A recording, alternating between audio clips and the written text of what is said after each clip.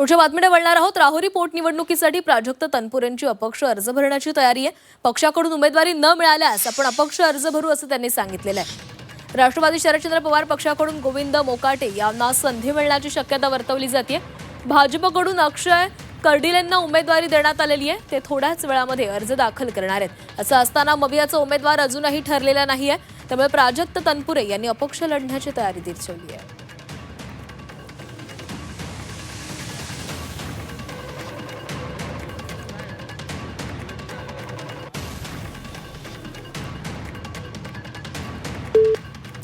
राहुरी पोटनिवडणुकीसाठी प्राजक्त तनपुरे अपक्ष अर्ज भरण्याच्या तयारीमध्ये आहेत।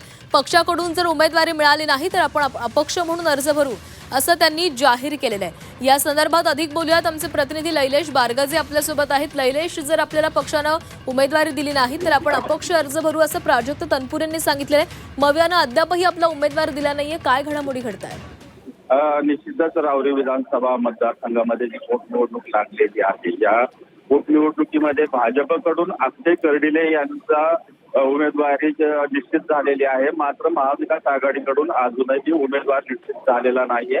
एकत्रितपणे उमेदवार जाहीर झालेला नसला तर महाविकास आघाडीच्या पक्षांकडून मात्र उमेदवारीसाठी इच्छुकांनी आपल्या इच्छा व्यक्त केलेल्या आहेत आणि नेत्यांनी देखील काही प्रमाणात त्या उमेदवारीसाठी दुजोरा दिलेला आहे। याचं उदाहरण म्हणजे काही दिवसांपूर्वीच काँग्रेसचे ज्येष्ठ नेते बाळासाहेब थोरात यांनी काँग्रेसकडून उमेदवार दिला जाईल असं स्पष्ट केलं होतं। त्यासोबत शिवसेना उद्धव ठाकरे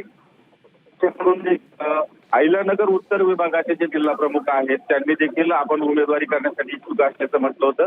या सर्व प्रकारामध्ये या ठिकाणी राहुरी विधानसभा मतदारसंघामध्ये महाविकास आघाडीकडून राष्ट्रवादी शरदचंद्र पवार पक्षाकडे ही जागा असते।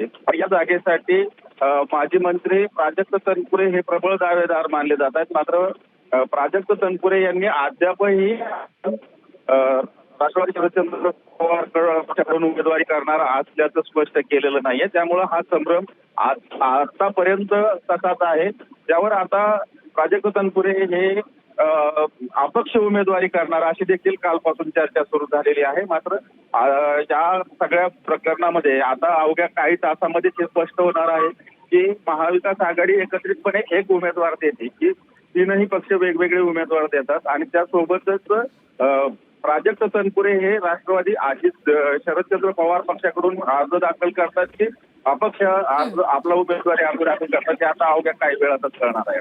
नक्कीच लैलेश, धन्यवाद दिलेल्या सविस्तर माहितीसाठी।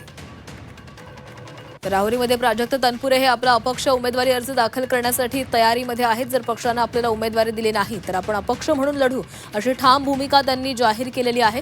भाजपनं आपला उमेदवार जाहीर केलेला आहे, मात्र मवियानं अद्याप आपला उमेदवार जाहीर केला नाहीये, त्यामुळे सगळेच प्रतीक्षेमध्ये आहेत।